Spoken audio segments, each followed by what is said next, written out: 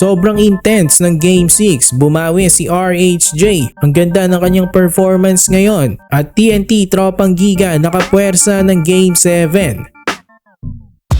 So isa na namang intense na laban ang naganap. TNT Tropang Giga nakasurvive sa Game 6, nanalo 87-83. Kung fan ka nga ng TNT o Hinebra, kakabahan ka sa game na to dahil dikit na dikit nga lang ulit na uwi sa clutch time. Pero this time ang TNT ang nanalo. RHJ monster performance, 29 points at 13 rebounds. Nag-step up nga siya kung kailan kinakailangan ng TNT ng panalo. Ang ganda nga ng kanyang pagbawi ngayon kasi struggling siya sa last 2 games. At maganda naman ang nilaro pa rin ni Reynam Batak, another 20-point game. 23 points nga siya ngayong Game 6. At I think yung mga baskets nga niya this game ay napaka-crucial.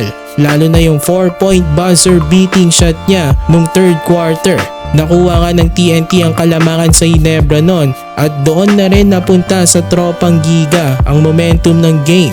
Solid ang contribution ni Foy Aram sa fourth quarter. Napansin nga natin na kalmado siya ngayon.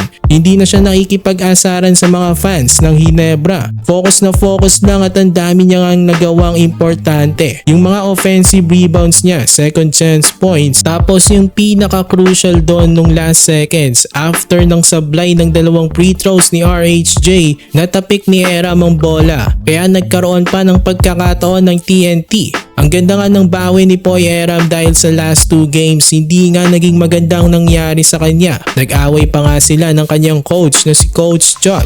Pero ngayon mukhang okay na sila dahil nga solid ang ipinakita nito ngayong Game 6. Sa Hinebra naman umiscore si Brownlee ng 22 points at very efficient 9 out of 10 sa field. Sa fourth quarter siya ang nagpahabol sa Hinebra. Nagkaroon pa nga ng chance ang Hinebra na manalo pero kinapos lang sila. So meron pang isang game, Game 7 na. Ang sinasabing pinakamagandang game sa sports. Matinding bakbakan na naman sa Friday.